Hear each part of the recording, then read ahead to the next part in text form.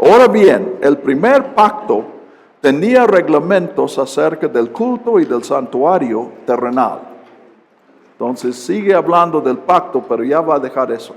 Ahorita él va a pasar al culto o al santuario. Y lo que describe es el santuario. El tabernáculo fue dispuesto así. Ayer te acuerdan que puse la figura.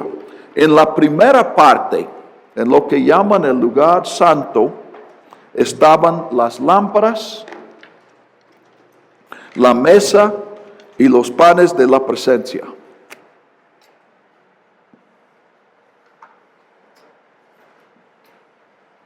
Entonces, ahora no me acuerdo en qué lado, creo que la Biblia sí especifica eso, pero en un lado está la lámpara de 7 luces, en el otro lado una mesa y los panes sobre esta mesa.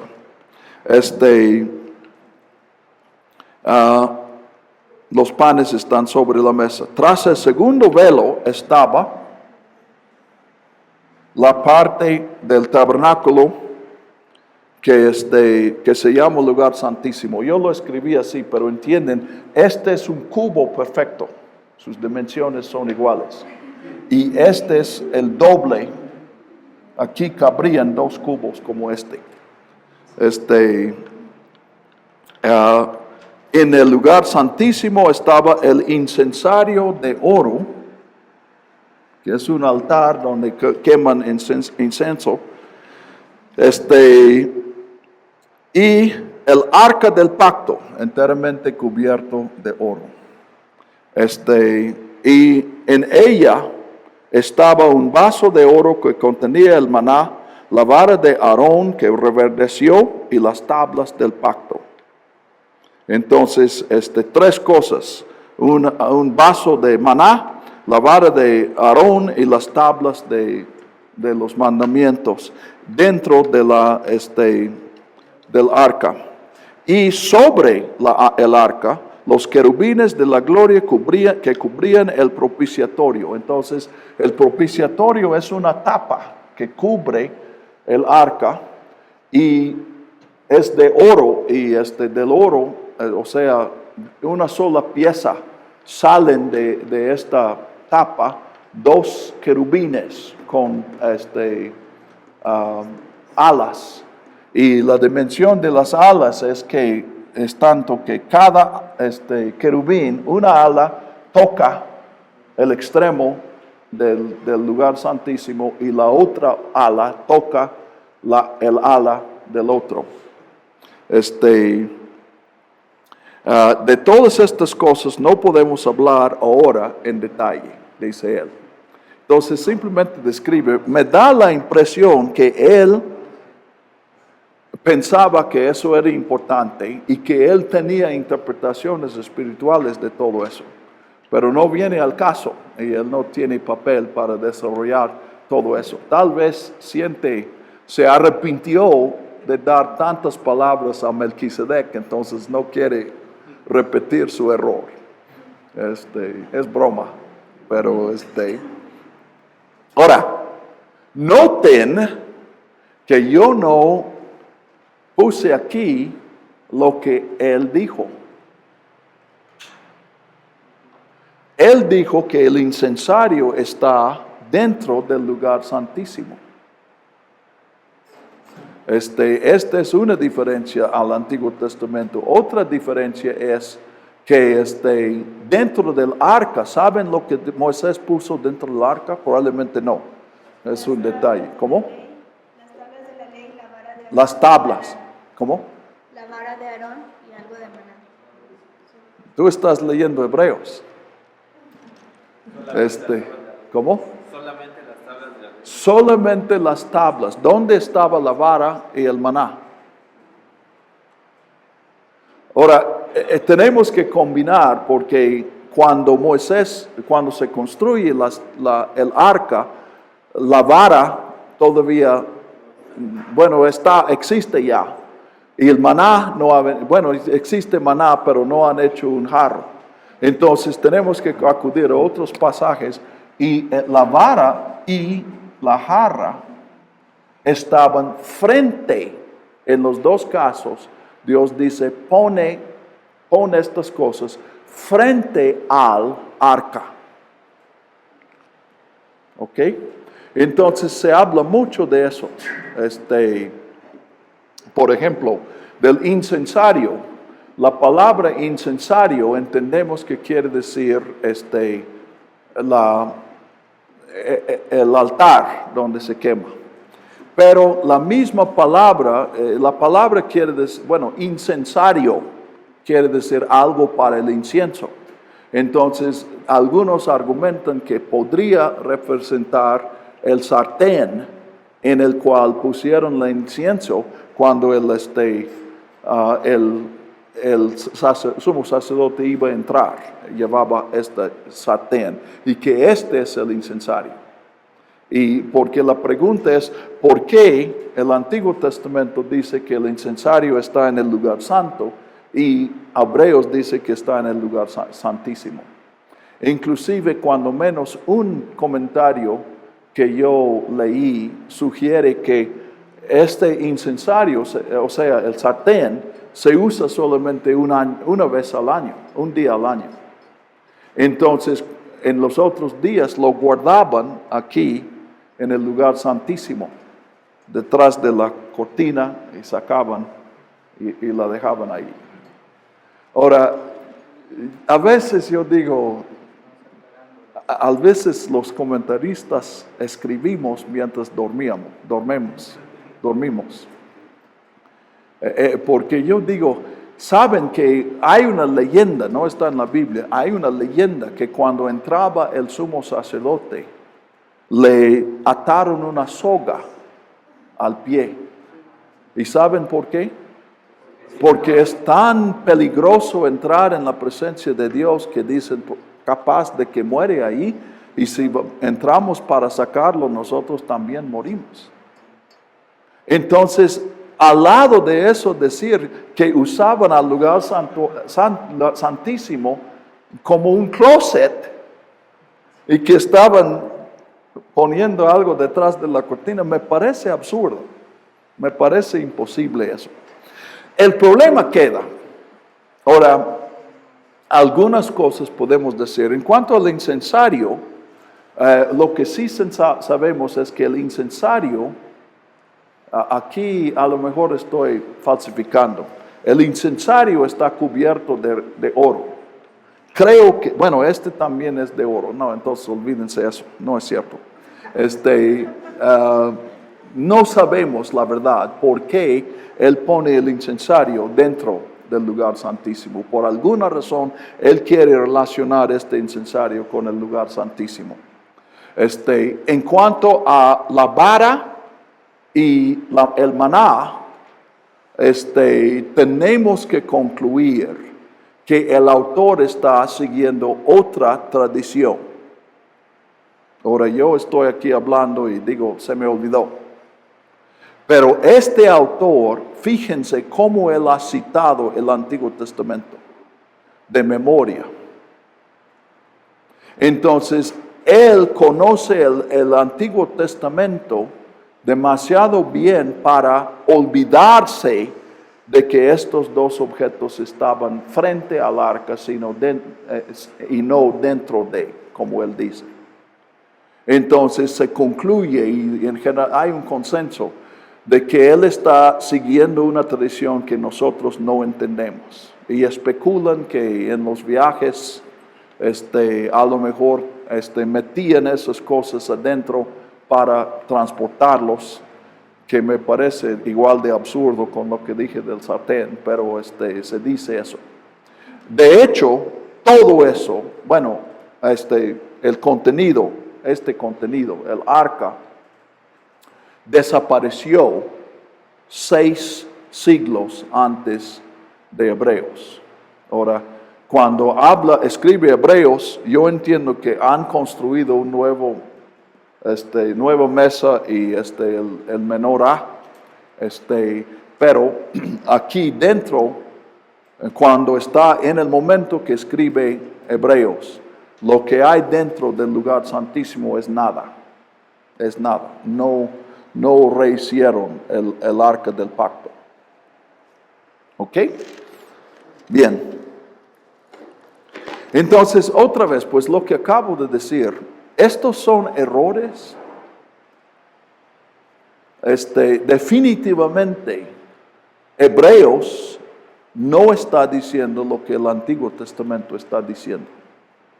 Pero yo no estoy dispuesto a llamar eso un error. Yo puedo ver la diferencia, pero error supone que yo tengo un criterio para evaluar la Biblia que no tengo. Que yo tengo una autoridad sobre la Biblia que no tengo. Entonces no les digo errores. Pero no es porque yo puedo explicar que no es error. Ese camino me parece totalmente estéril. Es porque me someto a la Biblia, no me pongo sobre la Biblia para evaluarlo. Pero lo que sí también he observado, lo mismo aquí, en las secciones históricas de la Biblia. Donde quiera en la Biblia que hay dos descripciones de los eventos, sin excepción hay contradicciones entre los dos. Tenemos 4 evangelios y en los evangelios encontramos varias cosas que entendemos históricamente no podía ser los dos, como el caso de Jairo, como el caso de el día en que Jesús murió en la cruz. Pero encontramos lo mismo entre Samuel Reyes por un lado y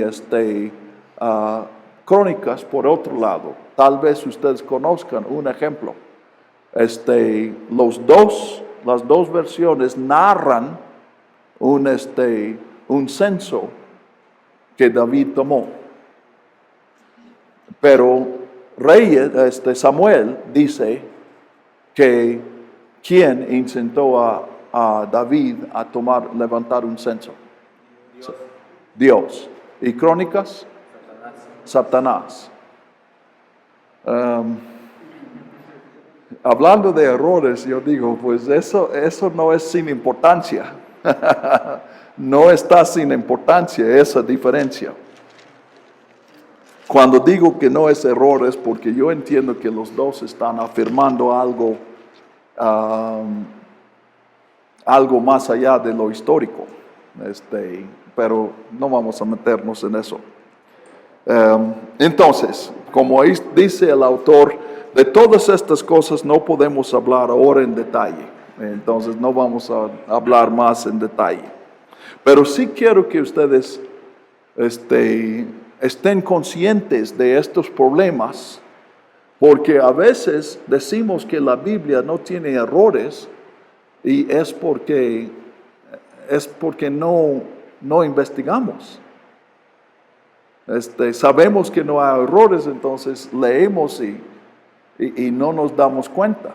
Ahora lo de Samuel y Crónicas es difícil pasar eso por alto, pero muchos otros, como mi amigo que estaba estudiando, yo dije las palabras de Jairo, y él dice, ¿cuáles palabras de Jairo? Ni siquiera sabía que hay un problema que enfrentar. Muy bien. 6. Estas cosas fueron dispuestas así. En la primera parte del tabernáculo entraban siempre los sacerdotes para realizar los servicios del culto. Pero en la segunda, una vez al año, entraba el sumo sacerdote solo, no sin sangre, la cual ofrecía por sí mismo y por los pecados que el pueblo cometía por ignorancia.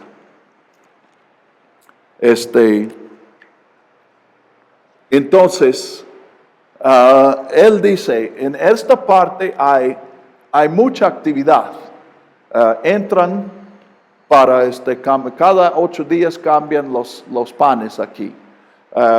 Esta luz es perpetua, entonces hay que atender, no sé con qué frecuencia, pero yo supongo que varias veces al día tenían que suplir el aceite en estos 7 luces, y cambiar la mecha.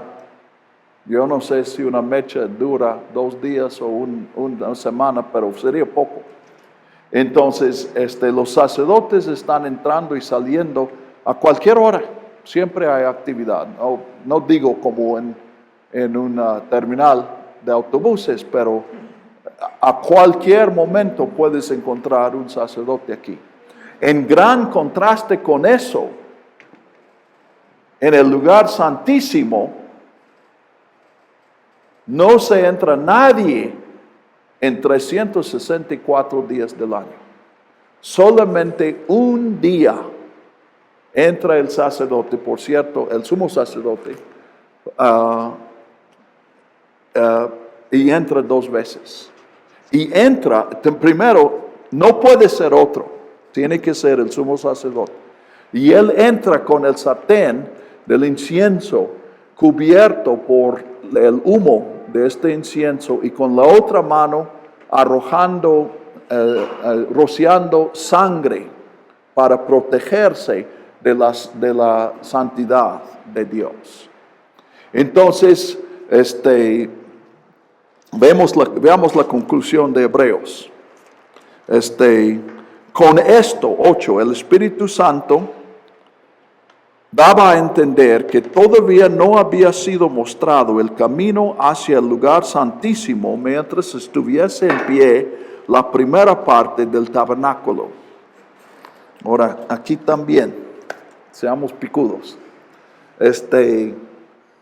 Entonces, él toma eso como una parábola. Ahora, ¿qué es lo que representa el lugar santísimo? La presencia de Dios.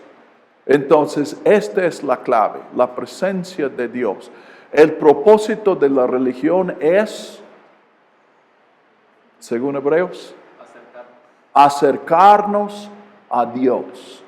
Entonces, mucha actividad aquí, pero ninguna de esta actividad lleva a la persona a Dios. Entonces, él está diciendo, en realidad es un estorbo para entrar en la presencia de Dios. Entonces, ven que él está llegando a la misma conclusión que vimos al final del capítulo 8. Lo caduco tiene que desaparecer. Entonces, el judaísmo es un estorbo que tiene que ser borrado para que entremos a la presencia de Dios. Y ven la aplicación inmediata a los primeros lectores de Hebreos. Entonces, ustedes están en ese momento. Dejen la sinagoga para seguir siguiendo a Jesús. ¿Ok? Ahora, 2 detalles más. Noten que él dice, el sacerdote entra en el lugar santísimo para expiar ¿cuáles pecados? Sí mismo, Los de él y su familia y luego los del pueblo. ¿Cuáles del pueblo? 7. ¿Cómo? los pecados de ignorancia. Pecados de ignorancia. Saben que en el Antiguo Testamento, el Pentateuco, no hay un sacrificio para un pecado consciente. Ahora nos sorprende eso. Nosotros no vemos al judaísmo por el filtro del Nuevo Testamento y no pensamos en eso. Pero si tú pegaste o mataste a tu vecino porque estabas enojado, no hay ningún sacrificio que se pueda hacer. Los sacrificios por el pecado en el Pentateuco era para los que sin saberlo, por ejemplo, tocaron a una tumba, pero no sabían que era tumba. Entonces estaba prohibido que participaban en el culto, pero no sabían y participaron. Ese tipo de pecado. Los pecados de ignorancia. Entonces esta es una diferencia radical entre el primer pacto y el segundo pacto. Ahora, desde mi perspectiva, y lo menciono porque creo que ustedes probablemente están más cerca de mi perspectiva, y creo que es la perspectiva cristiana.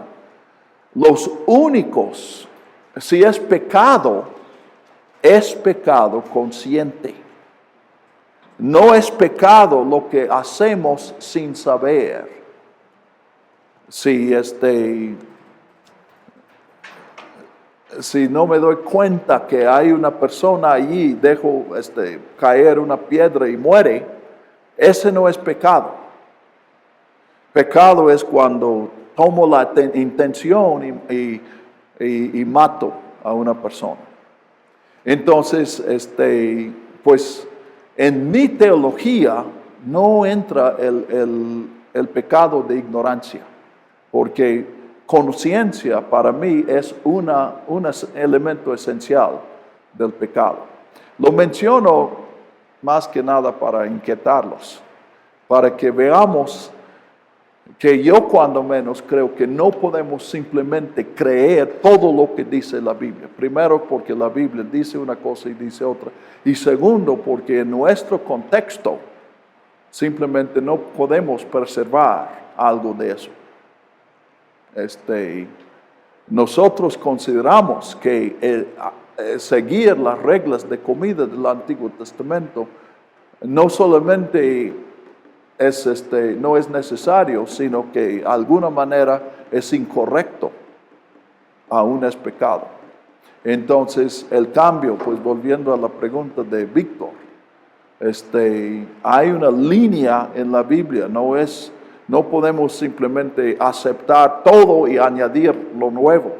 Lo nuevo requiere una modificación del antiguo, aún descartar lo antiguo. Como el autor vio, hay que descartar el templo. Ahora Dios se encargó de eso. Pero Dios se encarga de todo, ¿verdad? Entonces, el otro comentario que yo quería hacer aquí es que esta es una advertencia para nosotros. Hay en nosotros una urgente necesidad de hacer algo. Entonces nosotros hacemos algo y si reflexionamos sabemos que no va a resolver el problema, pero hacemos algo y nos sentimos mejor. La situación es igual, pero decimos, bueno, cuando menos intenté. Y entonces podemos caer en eso. Yo creo que sí caemos en esto, en el cristianismo también. Nos llenamos de actividades y esas actividades no nos llevan más cerca de Dios, pero nos ocupan para que no nos preocupemos por estar lejos de Jesús. Entonces, siempre hay que hacer esa pregunta. Yo no estoy poniendo un juicio y decir, quitemos lo que estamos haciendo. Lo que estoy diciendo es, evaluemos lo que estamos diciendo y reconozcamos de aquí unos de los aspectos de lo que se debe descartar. Y lo que no está sirviendo debe ser descartado. ¿Y cuál es el criterio por lo que sirve? Aquí tenemos un precepto muy, muy sencillo. Acerquémonos a Dios. Entonces, ¿esta actividad nos acerca a Dios o no? Ahora, para mí, la noche mexicana sí es algo que debemos preservar. Porque en la noche mexicana es un evento social, estamos conviviendo. Entonces, acercarme a mi prójimo es parte de acercarme a Dios. Entonces, sí va a haber actividades sociales. Va a seguir siendo tlayudas. Las tlayudas son necesarias a la vida de la iglesia. O bueno, si vives en Jalisco, la torta ahogada o algo. Pero comer juntos es Entienden que yo no estoy queriendo ser muy estricto en eso, pero también hay actividades que no están sirviendo para nada. La verdad, yo he asistido a escuelas dominicales, donde el propósito era tener una escuela dominical. Ahora, yo no estoy sugiriendo que eliminemos la escuela dominical, pero no nos olvidemos que la escuela dominical debe acercarnos a Dios. Entonces, a veces es mejorar la manera en que hacemos las cosas. Entonces, y por lo mismo, acercarse a Dios, hermanos, ¿dónde estoy más cerca de Dios? ¿Aquí o aquí? ¿Verdad? Acercarnos a Dios es espiritual. Entonces el criterio es sencillo, pero también es en gran parte invisible. Entonces, otra vez, humildad, una humildad picuda, con sabiduría, pero también con humildad. Bien. 10. Estas son ordenanzas de la carne, que consisten solo de comidas y bebidas y diversos lavamientos impuestas hasta el tiempo de la renovación. Entonces, él también está viendo lo que la ley dice, no está tratando el espíritu del hombre, es la carne. Y por eso el antiguo pacto sí incluye pecados de ignorancia. Porque uno puede comer carne de puerco pensando que es res, por ejemplo. Entonces se puede hacer. Pero en lo espiritual es diferente. Para mí, espiritual es en su centro relacional. Lo espiritual es el reino de las relaciones. No es algo místico, es algo de relaciones, de relacionarnos con Dios y con los otros. Pero estando ya presente Cristo, el sumo sacerdote de los bienes que han venido, o hay manuscritos que dicen los bienes venideros, significa lo mismo. Aquí también hay un ejemplo de errores, que no son errores, porque hay manuscritos, no sabemos, es difícil saber es imposible saber si el autor escribió venideros y algún escriba lo puso que han venido, o si él escribió que han venido y alguno por descuido puso venideros. Yo me inclino, sí. ¿Qué dice la 60? ¿Venideros o para venir, que han venido? Venideros. Yo me inclino por esa lectura, porque yo puedo concebir una escriba que lee venideros y dice, no, eso es incorrecto, ya han venido. Entonces lo cambia a han venido. Bueno, pero es lo mismo, porque ahora sí han venido. Si dijo venideros, es los que iban a venir cuando estaba este sistema. Por medio del más amplio y perfecto tabernáculo, no hecho de manos, es decir, no de esta creación, entró una vez para siempre en el lugar santísimo, logrando así eterna redención, ya no mediante sangre de machos, de cabríos, ni de becerros, sino mediante su propia sangre. Hay muchos elementos nuevos aquí. Primero es el tabernáculo de arriba, no el de la tierra. Es un camino amplio. Yo creo que él ya está anticipando que aquí tiene que ser un acceso muy amplio, porque Jesús no es el único que va a entrar. Él entra para invitarnos a todos y para traernos a todos a la presencia de Dios. Por cierto, en este Apocalipsis, la nueva Jerusalén, ¿saben que es un cubo perfecto?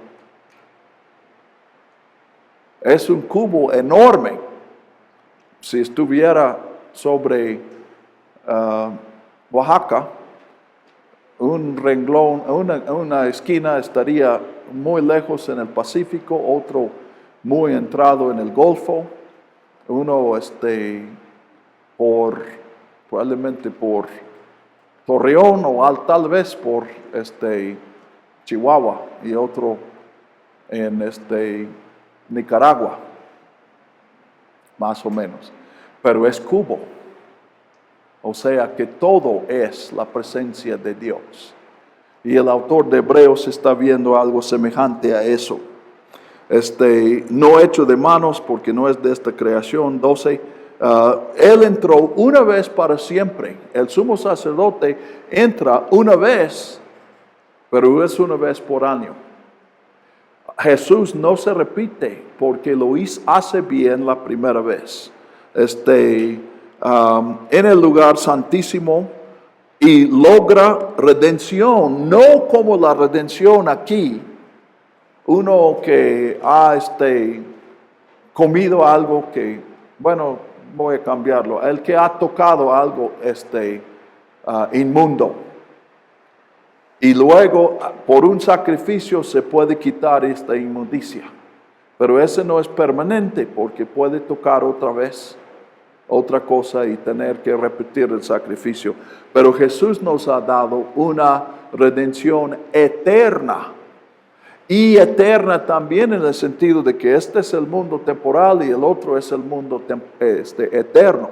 Entonces, redención en el área espiritual, el área de la relación con Dios y todas nuestras relaciones. Y la sangre que Él ofreció no es sangre de animales como la que se rociaba cuando entraba el sumo sacerdote, sino su propia sangre. Él va a desarrollar esta idea en el capítulo 10. Que tenía que ser sangre humana. Y sangre voluntaria. No es suficiente matar a otro y ofrecer su sangre. Porque si la sangre de machos, cabríos y de toros y la ceniza de la vaquilla rociada sobre los impuros santifican para la purificación del cuerpo, cuanto más la sangre de Cristo, quien mediante el Espíritu Eterno se ofreció a sí mismo sin mancha a Dios, limpiará nuestra conciencia de las obras muertas para servir al Dios vivo. Entonces, ven el contraste entre 13 y 14, y comienza 14 con, y cuánto más. Entonces, este es un argumento a fortiori. Entonces, él está diciendo, estas ceremonias del Antiguo Testamento sí servían para algo. Y si servían para algo, pues la sangre ya de Jesús tiene que servir para más. También el contraste es que estas ceremonias daban limpieza, daban redención en este mundo, pero el sacrificio de Jesús en el mundo eterno. También hay un contraste de exterior e interior. Se limpiaban la carne, pero Jesús limpia a nuestras conciencias, nuestras almas, nuestros espíritus. Y sí, pues abundo un poco más en eso. Cuando uno, por ejemplo, si uno toca a un cadáver, no puede entrar en la congregación para la adoración. Está prohibido su entrada a ese culto. Pues esto es físico. Es cuestión de dónde va a estar el cuerpo de uno, fuera de la congregación o dentro. Se puede hacer un sacrificio que limpia y ahora su cuerpo puede entrar. Pero como hice aquí, el hecho de estar en la congregación o fuera de la congregación no garantiza que estemos más cerca de Dios. Eso tiene que ser algo interior, eso tiene que ser algo en una dimensión distinta. Y Jesús trabajó en esa dimensión. Ven aquí también cómo le ayuda el autor de Hebreos el platonismo, la idea de dos mundos relacionados pero totalmente separados. Eso le ayuda a desarrollar la verdad de Jesús. ¿Okay? No es para que entendamos que existan literalmente dos mundos, tipo platonismo. Yo creo que es un solo mundo, pero una de estas dimensiones en la complejidad de la realidad se expresa con la idea de dos mundos. ¿Okay? Entonces, limpiará nuestra conciencia de las obras muertas. Otra vez, obras muertas para servir al Dios vivo. Mencioné antes, obras muertas son obras que son incapaces, son muertas, no pueden ayudar. Son obras que producen muerte porque estamos confiando en nosotros. Y son obras que expresan la muerte de nuestra rebelión contra Dios. Entonces, en tres sentidos, obras muertas. Y el Dios vivo, yo creo que obviamente eso quiere decir que Dios vive. Dios es la fuente de la vida. Dios vive porque es Dios. Tú y yo vivimos porque Dios nos ha dado vida. Y esta es una diferencia radical. Pero también Dios es vivo porque Él puede resolver el problema. Mientras algo muerto no puede. Entonces, el contraste, obras muertas y un Dios vivo. Por esta razón, también es mediador Jesús del nuevo pacto, para que los que han sido llamados reciban la promesa de la herencia eterna, ya que intervino muerte para redimirlos de las transgresiones bajo el primer pacto. Por esta razón, también es mediador del nuevo pacto, para que los que han sido llamados, ese llamados, ¿qué significa que somos llamados? Yo creo que el centro de eso es otra manera de enfatizar la iniciativa de Dios. Nosotros no buscamos a Dios, era Dios que nos buscaba a nosotros. Y escuchamos a su voz y respondimos. Ya he mencionado en Génesis 2 y 3, la descripción allí. Es Dios quien toma la iniciativa. Dios da un mandamiento, no comerás de este árbol. Y yo entiendo, creo que en Génesis más a la luz de toda la Biblia, que lo que Dios está ofreciendo es una relación.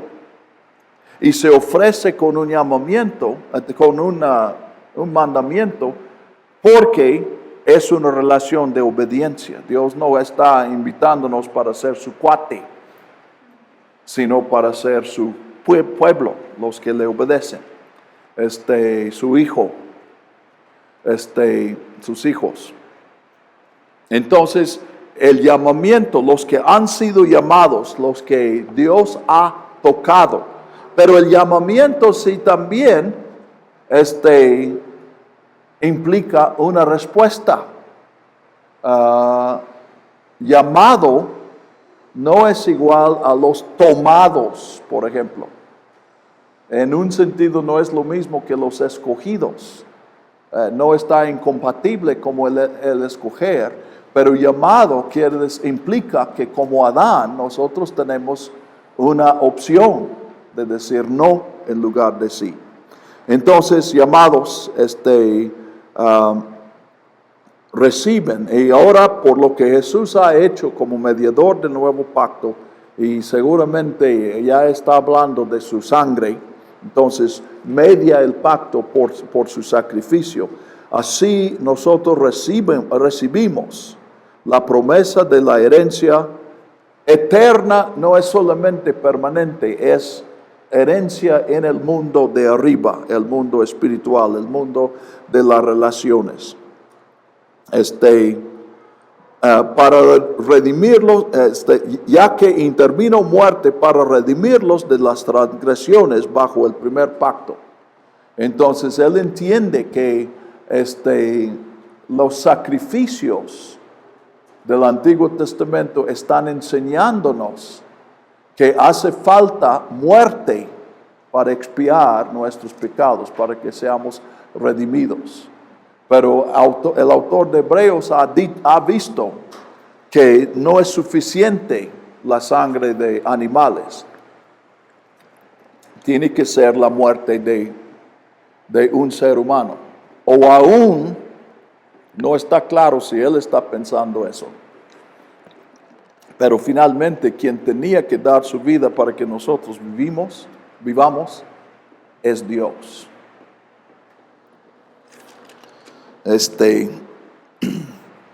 Porque donde hay un testamento es necesario que se presente constancia de la muerte del testador. Ahora, testamento, de aquí los nombres en nuestras Biblias. Primer Testamento, Antiguo Testamento y Nuevo Testamento. La idea allí es Antiguo Pacto y Nuevo Pacto. Y no sé qué tanto, me parece lógico que Hebreos influyó en estos títulos que se dieron a los dos cánones. Pero no sé por qué quedó la palabra testamento, si es por el uso aquí, en la Biblia griega, los títulos son diathiki, que ni diathiki es Nuevo Testamento y no me acuerdo cuál es antiguo, pero diathiki. Ahora, diathiki quiere decir pacto, pero también quiere decir testamento. O sea, diathiki es la palabra por un contrato. Y esa palabra incluye el contrato que es un testamento. Pero un testamento es un tipo especial de contrato. Por una parte, se tiene solamente una parte. En un contrato, hay obligaciones de las dos partes. Por ejemplo, no sé cómo es aquí en Estados Unidos, una propiedad, ¿cómo se llama? El título de una propiedad tiene esa forma. Yo, nombre de quien vende, entrego esta propiedad, paso esta propiedad a B en consideración de, y la frase que han puesto, eso ha llegado a ser la forma que usan, por $10 y otras consideraciones, para ya no poner el precio.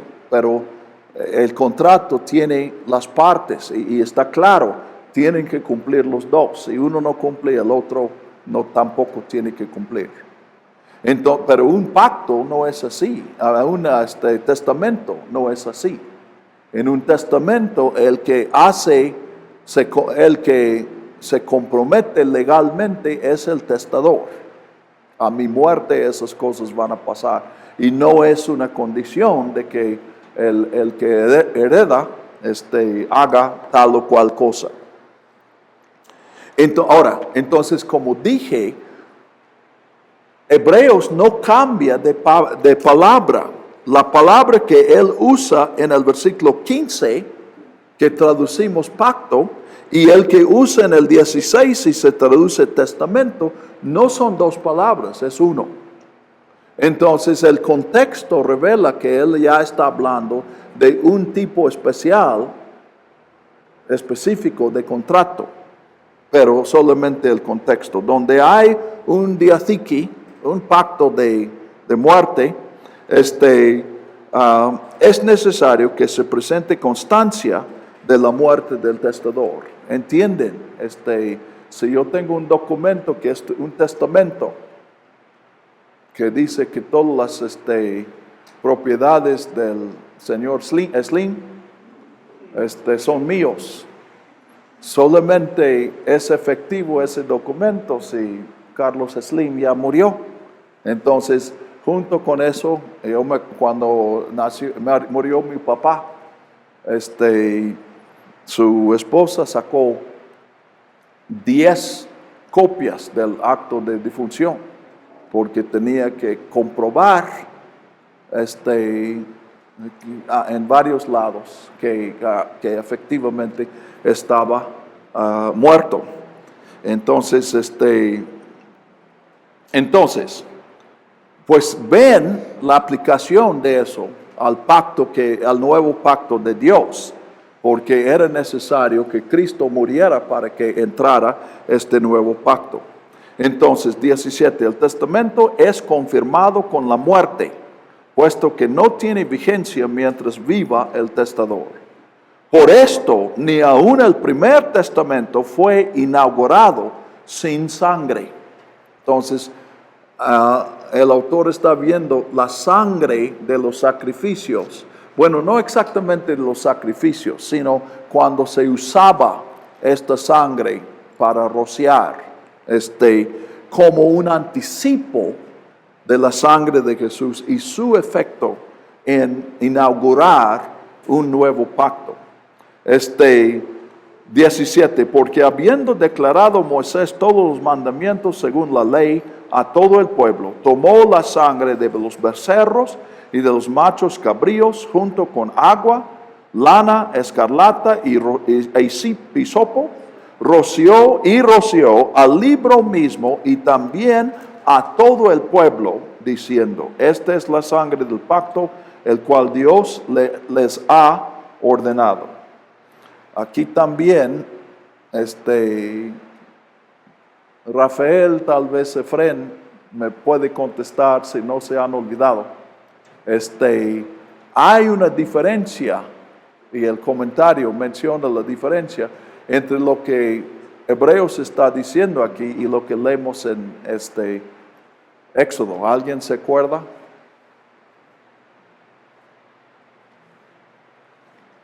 Moisés roció, en el contexto, Éxodo 24, él tomó el libro y leyó lo que Dios había dicho, ofreciendo su pacto al pueblo, incluyendo, yo creo que, incluyendo los 10 mandamientos.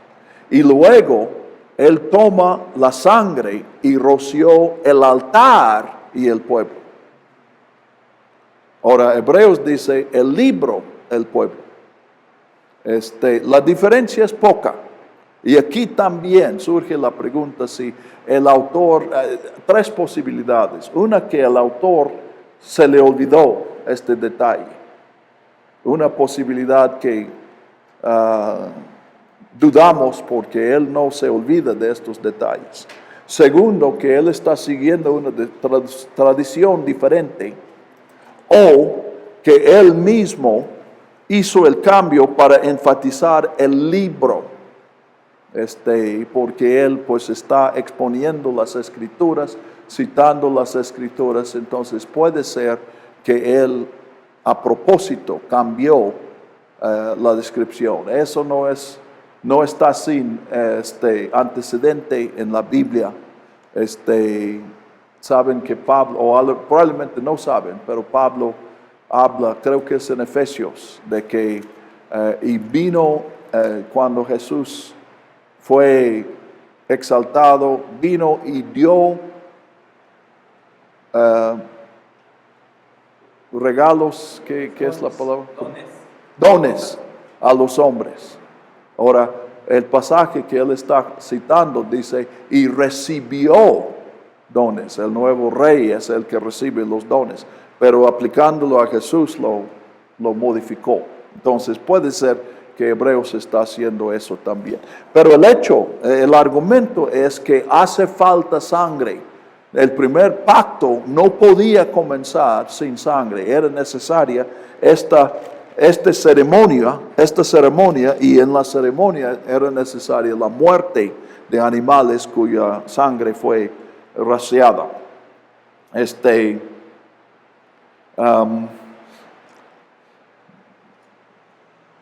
Y pues menciona, podemos ver estos elementos en el Antiguo Testamento: agua, lana, escarlata, hisopo, y diciendo, esta es la sangre del pacto, el cual Dios le ha ordenado.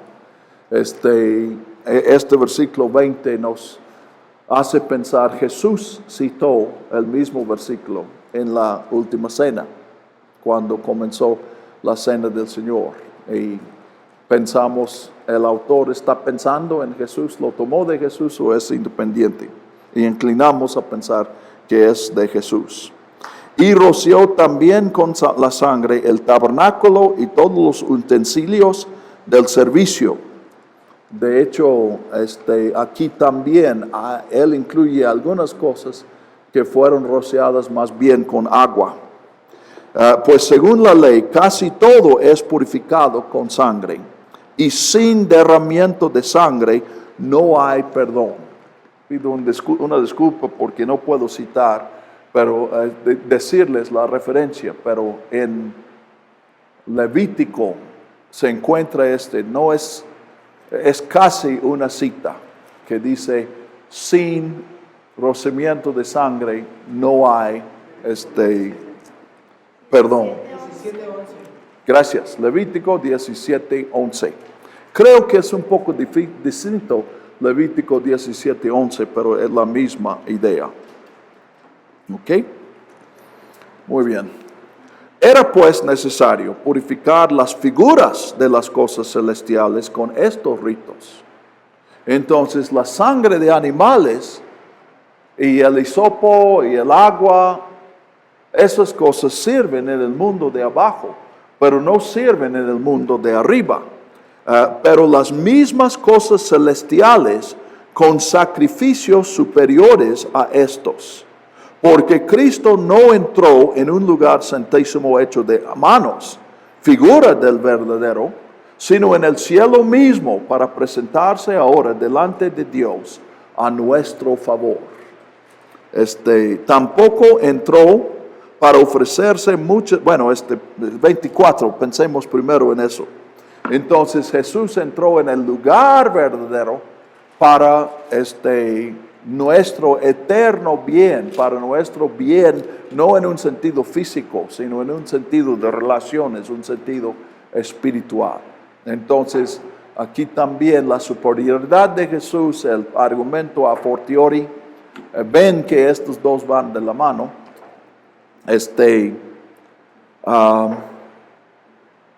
Ahora, y noten, pero volviendo al 23, era necesario purificar las figuras con cosas físicas, pero las mismas cosas celestiales con sacrificios superiores a estos. Entonces, no sé, es muy tarde para captar eso, pero la idea es que igual que esas cosas eran cosas comunes, entonces se construye el tabernáculo y Moisés tenía que usar sacrificios para dedicar eso a Dios, para purificarlo, apartarlo, que sea santo para Dios. Entonces, el autor de Hebreos está diciendo lo mismo pasó en el cielo. ¿Ven cuál es el problema que encontramos allí? Que eso implica que hay contaminación en el cielo que se tiene que limpiar. Y nosotros entendemos que el cielo es un templo perfecto a Dios. No tiene ninguna imperfección que hay que limpiar. Entonces, ¿cómo enfrentar eso? Pues los comentarios hacen sus intentos de hacerlo. Pero yo creo que cuando pensamos, cuando Jesús murió, fue para purificar ¿a qué cosa? A nosotros.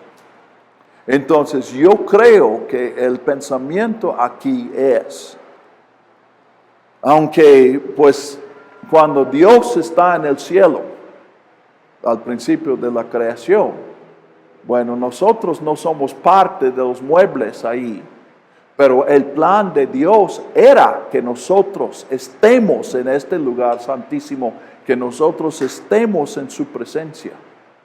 Entonces, lo que pertenece al santuario verdadero, espiritual, que necesita ser purificado, somos nosotros mismos.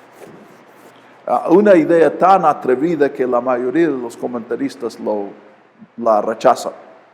Pero ustedes saben que yo estoy acostumbrado a no estar con los demás.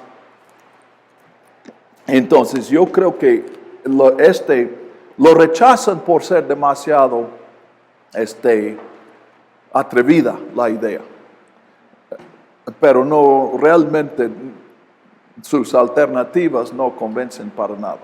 Entonces yo creo que el autor sí está dándonos otra idea muy, muy atrevida.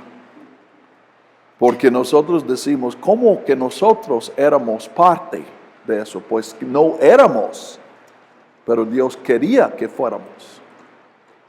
Y Dios, su propósito desde el principio era que nosotros vivamos en ese santuario, porque ese santuario representa la relación íntima que Dios quiere tener con nosotros. Entonces, el santuario del cielo es un símbolo de esta relación con Dios. Y yo creo que en general en la Biblia tenemos interés en saber cómo es el cielo, entonces sacamos explicaciones de la Biblia. Y yo digo que estamos usando la hermenéutica de policía corrupto. ¿Entienden cómo el policía corrupto hace sus investigaciones? En un pueblo hay un asesinato. Entonces el alcalde llama al jefe de policía y dice, este es un pueblo tranquilo, no podemos permitir esas cosas. Hay que encontrar al culpable de inmediato. Y el jefe de policía dice, a la orden. Él dice, ¿cuántos culpables quieres y qué día los quieres? Y el día señalado, y si él quiere poner la hora, a esa hora van a aparecer exactamente el número buscado. ¿Entienden lo que ha pasado, verdad? Han encontrado unos culpables, pero culpables de conveniencia, no porque ellos hubieran hecho eso. Entonces, si eso es incorrecto, yo creo que es más incorrecto hacer eso con la Biblia. Que decimos a la Biblia, quiero saber la respuesta y tú me vas a decir. Entonces nosotros sacamos calles de oro y mansiones y todo eso, cuando en realidad está hablando de otra cosa. Entonces yo creo que aquí también este santuario es puro símbolo. Es más, Hebreos habla del santuario celestial, y Apocalipsis dice, en el cielo no va a haber ningún templo. Entonces formalmente es una contradicción. En realidad los dos están diciendo lo mismo. Cuando estamos en la presencia de Dios, ¿para qué necesitamos un santuario? Este es el santuario. Donde está Dios, ya es el cielo. Y paso 2, entonces ya estamos en el cielo. No es que no vaya a haber ningún cambio en el futuro, pero ya estamos experimentando el cielo en la medida en que estamos viviendo en la presencia de Dios. ¿Ok? Bien,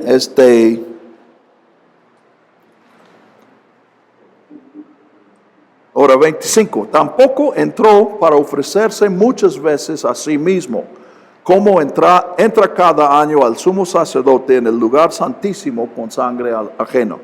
Ya hemos visto esta idea, pero lo va a desarrollar. De otra manera, le habría sido necesario padecer muchas veces desde la fundación del mundo. Eso que vimos al principio del capítulo, imagínense que Jesús está muriendo por los pecados de un año. Entonces, una purificación constante, Jesús muriendo y volviendo a morir, y volviendo a morir, y nunca está la purificación, porque cuando termine de morir, alguien ha pecado de nuevo. Entonces él dice, no puede ser eso. Pero ahora Él se ha presentado una vez para siempre en la consumación de los siglos para quitar el pecado mediante el sacrificio de sí mismo. Ahora, no mencioné en el 1, quiero tratarlo ahora en el capítulo 1, aquí dice en la consumación de los siglos, sí, de los siglos. Y en 1 leímos versículo 1, 2. En estos últimos días Dios nos ha hablado por un hijo. Y yo dije, es este fin de los días. Entonces Hebreos tiene el concepto que tenemos en todo el Nuevo Testamento. La venida de Cristo es el fin. Ahora aquí tenemos que entender también el retraso de la parusia. ¿Qué tal? Retrasa del parusia.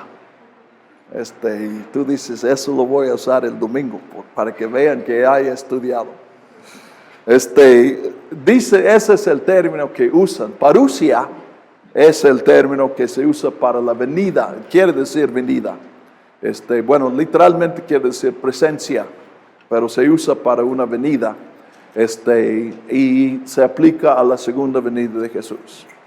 Entonces, la parusia quiere decir la segunda venida. Si quieres decir segunda venida sin que nadie te entienda, di parusia. Retraso es la idea que a Jesús se le hizo tarde. Ahora, ustedes sospechaban siempre, ¿verdad?, que Jesús es mexicano. Bueno, no es que a Jesús se le hizo tarde, es que esperaban que Jesús vendría cualquier día. Y en el Nuevo Testamento podemos observar un ajuste que se tenía que hacer de la expectativa de que Jesús vendría cualquier día a el reconocimiento de que va a haber muchos años de la iglesia. Entonces, este es el retraso de la parusia. Y eso surgió de allí la idea del ya, pero todavía no. Aquí también, si no quieres decir ya, pero todavía no, di la escatología final y la escatología realizada. Y nadie te va a entender. Escatología realizada es ya. Cristo ha venido y ya estamos en el fin. Escatología final es todavía estamos esperando que Cristo venga. Y es otra de estas contradicciones o paradojas. Los dos son ciertos y debemos aceptar y basarnos en los dos y también basarnos en la tensión entre los dos. Entonces, cuando él dice la consumación del siglo, vemos en 1:2 y aquí que el autor de Hebreos tiene la idea de que lo que pasó cuando Jesús vino, murió en la cruz y resucitó, es el fin del mundo. O sea, es el comienzo del fin del mundo. Ahora, él está realmente, en Hebreos no vemos mucha conciencia del retraso de la parusia. Él ya está, han pasado casi 40 años desde que Jesús murió. Entonces algunos ya están contemplando y haciendo ajuste en su pensamiento. Pero en Hebreos no vemos estos ajustes. Entonces es el fin. Y en el ajuste no se descartó la idea de que la venida de Jesús fue el fin. Okay. Podemos usar la figura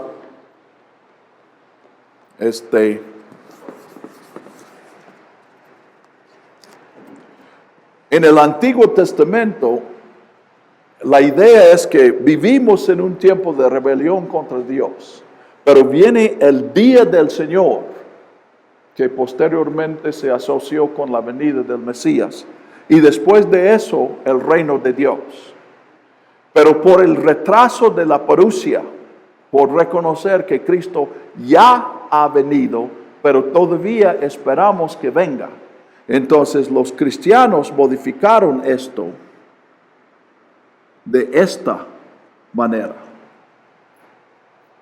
Ya Cristo me ha dado una vida nueva, pero todavía estoy luchando con la vieja.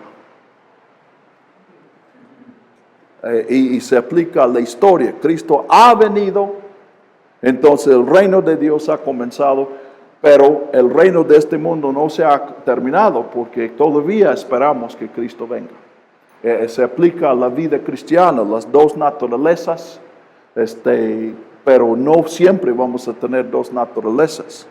El viejo hombre va a morir. O tal vez va a morir la vieja para que deje de hablar con ella, de luchar con ella. Entonces, no 25, él no se ofreció muchas veces y no ofreció sangre ajena, sino que 26, él se ha presentado una vez para siempre en la consumación de los siglos para quitar el pecado mediante el sacrificio de sí mismo. Y de la manera que está establecido que los hombres mueran una sola vez y después el juicio, así también Cristo fue ofrecido una sola vez para quitar los pecados del mundo. La segunda vez, ya sin relación con el pecado, aparecerá para la salvación a los que lo esperan. Entonces, esta idea, en la Biblia hay dos conceptos. Uno es que cada persona procede al juicio cuando muere, es juzgado cuando muere.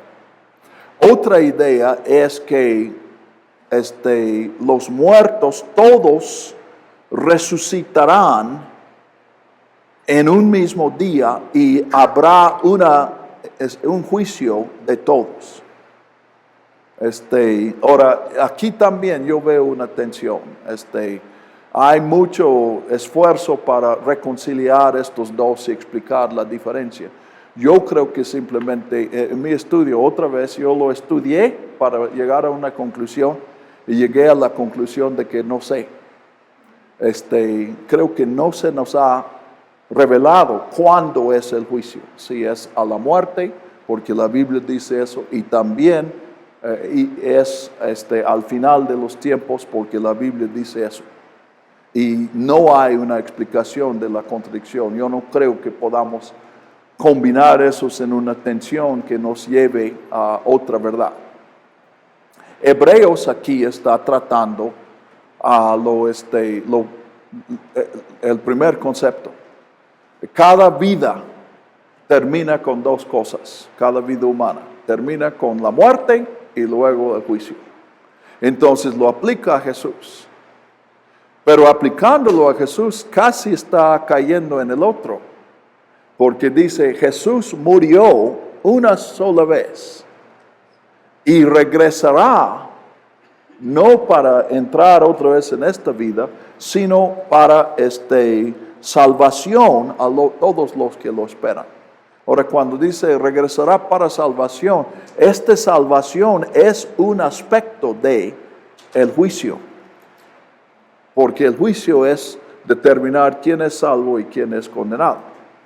Pero él quiere enfatizar la salvación. Y yo pienso en Juan 3. Jesús dice, yo no vine para condenar, sino para salvar. Pero luego dice, mi vida produce condenación en los que me rechazan. Entonces, Hebreos comparte el mismo concepto. Y lo relaciono también con lo que mencioné del universalismo. La revelación del corazón de Dios. El plan de Dios no incluye la condenación de nadie. Si alguien logra estar eternamente separado de Dios, esa persona habrá ganado a Dios, derrotado a Dios. Bueno, entonces él relaciona eso de muerte y juicio con el hecho de que Jesús vino una vez para morir por el pecado y viene una segunda vez. Y en ese caso no es el propósito no es tratar el pecado, sino es salvar. ¿Preguntas?